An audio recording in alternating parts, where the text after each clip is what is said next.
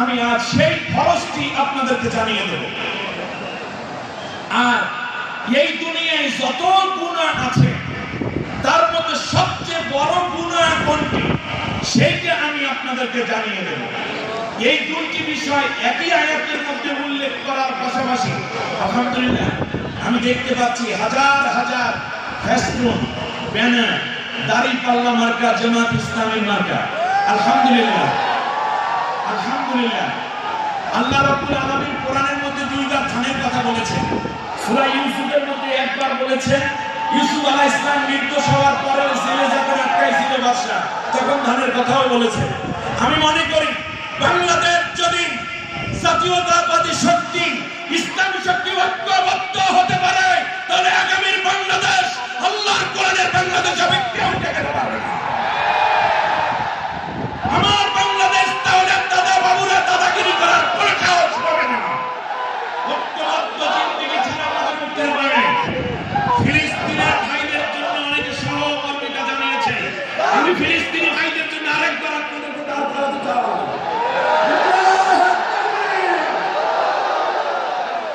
আল্লাহ তাআলা তুমি ফিলিস্তিনিদেরকে মুক্তি দান করো বলেন আমিন। এই ঘোর অন্ধকার কেটে যাবে।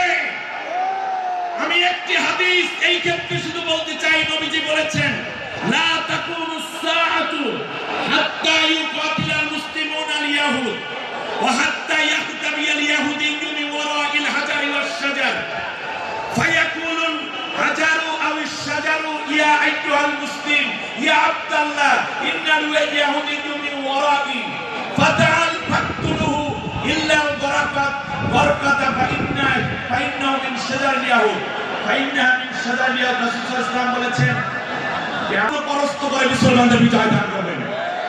নবীজির হাদিস, তখন ইহুদিরা পালাবে, গাছে কি বলতে চাচ্ছি, তাহলে বলুন তো দেখি আয়াতের মূল বিষয়টা হচ্ছে সব ফরজের না আমার সাথে শেয়ার করতে হবে। আমাদের কথাই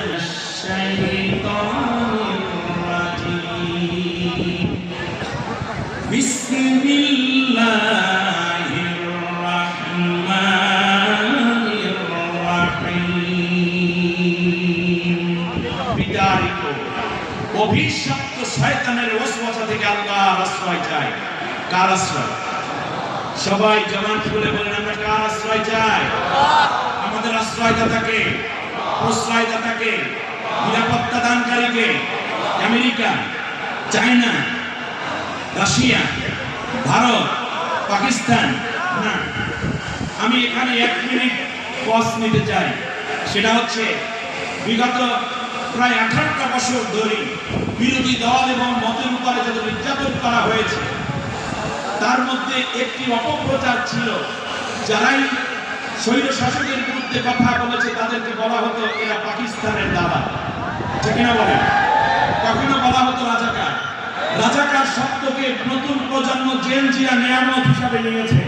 তার কারণ তারা মেধাভিত্তিক আন্দোলন করার সময় বলেছে যে কোটা না মেধা, এ বলার পরই তারা স্লোগান শুরু করলো চেয়েছিলাম অধিকার, হয়ে গেলাম রাজাকার, ঠিক না বলেন?